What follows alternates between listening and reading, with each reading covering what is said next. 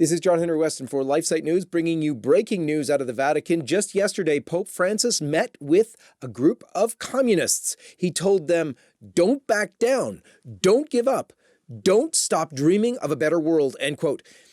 Can you imagine if he had said that same thing to traditional Catholics? Don't back down, don't give up, don't stop dreaming of a better world. Well, let me give you the details here, and you can go to lifesitenews.com for the full story. Pope Francis met yesterday with representatives of the Dialop Transversal Dialogue Project. And I'll quote to you from Vatican News to tell you what this is. This is a dialogue project between socialist Marxists, communists, and Christians aimed at formulating a common social ethic that can be proposed as a new narrative for a Europe in search of identity with an integral ecology between the social doctrine of the Church and Marxist social critique at its core. So, how serious is this? I think a lot of people will miss it because of the fact that communism has been so misunderstood.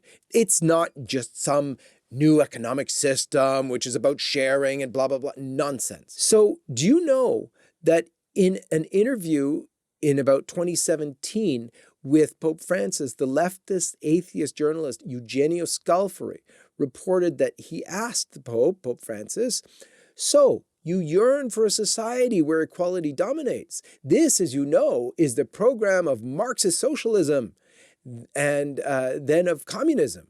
Are you therefore thinking of a Marxist type of society? He asked. And here was Pope Francis's reply, and I quote, "It has been said many times, and my response has always been that if anything, it is the communists who think like Christians," end quote. Pope Francis has never denied nor repudiated that statement, even though the Vatican did say that Eugenio Scalfari just didn't take notes, but he went and wrote up the interviews after he had them. Pope Francis, though, had numerous interviews with Eugenio Scalfari and never seemed to correct what was said. Francis has also engaged in other gestures expressing sympathy for Marxism, including the acceptance of a hammer-sickle crucifix from Bolivia's Marxist president, Evo Morales, a gesture that caused much consternation in Latin America. He reportedly has requested help from Marxism-inspired liberation theologians such as Leonardo Boff in composition of his encyclical letter Laudato Si. And in 2017, the Jesuit order elected a new superior general, the Venezuelan Arturo Sosa Abascal, who has openly sought to reconcile Christianity with Marxism. The reason why almost everyone in the world, and particularly in the church and Christians, have no clue what communism is because the condemnations of communism were thrown out at the Second Vatican Council and continue to be suppressed in the church to this day. I'm going to go into depth here because this is so important.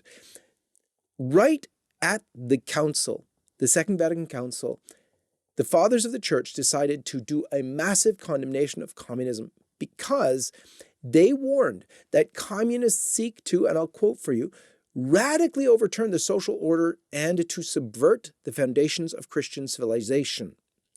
The document that was prepared for the council and then thrown out, but I'll get to that in a minute, said that communism was the equivalent of a false religion based on materialism with its own doctrines, sacraments, and promise of salvation.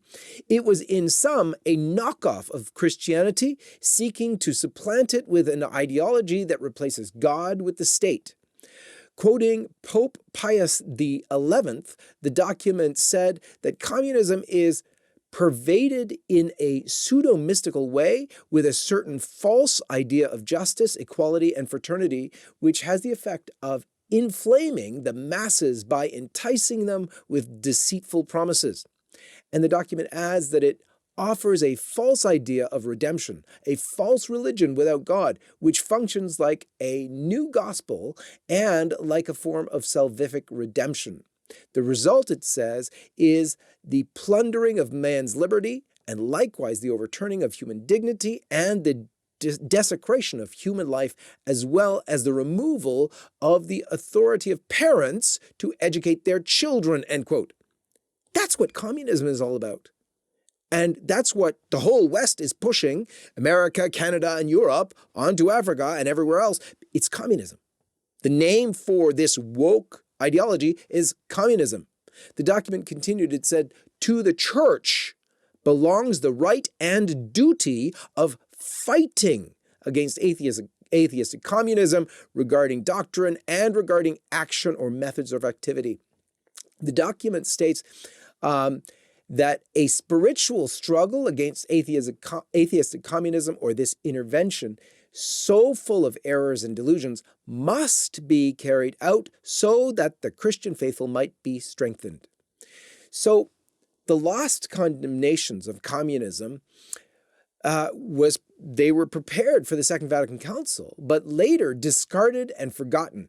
And they are now available because LifeSite News translated them into English from the Latin in 2017. They were done by then LifeSite writer Matthew Cullen Hoffman, and he based his translations on the draft documents that were contained in the official acts of the Council's preparatory commissions. The documents contain extensive plans for a coordinated global effort to counteract the influence of Marxism and communism worldwide and shatter its audacity. So, you can go to lifesitenews.com and look up the lost condemnations of communism. During the council, an ultra-liberal group called the Rhine Group basically won in getting rid of the schemas against communism, and most of the schemas, in fact, and that's how we ended up with the documents of Vatican II that are, again, ambiguous. So following the close of the council, condemnations were confined to the volumes of the official acts of the Council's preparatory commissions, which are written almost entirely in Latin and have gathered dust on the shelves. Until at LifeSite, we translated them again in 2017. To understand how horrible this was, the bishops of the church at the time, over and over and over again, before the Vatican II, begged the church, please reconsider, please condemn communism. And they refused, and they refused, and they refused. In fact, they petitioned from Latin America, they begged. They petitioned from China, they begged to condemn communism. Nothing doing. We see in Latin America the horror of communism and liberation theology have come, and they begged in the 60s to do this. They wouldn't. In fact, 1/3 of the bishops, fathers of the council, begged for them to do this, and they refused. So, as you can see, this issue of communism is a big one. Go to lifesitenews.com, look up the full story by Matthew Cullen and Hoffman, much of which I've given you here. It has even more detail, but in addition, the full translations of the lost condemnations of communism from the schema from the Second Vatican Council. Moreover, go check out the full story of Pope Francis's words to the communists just yesterday at lifesitenews.com. God bless you.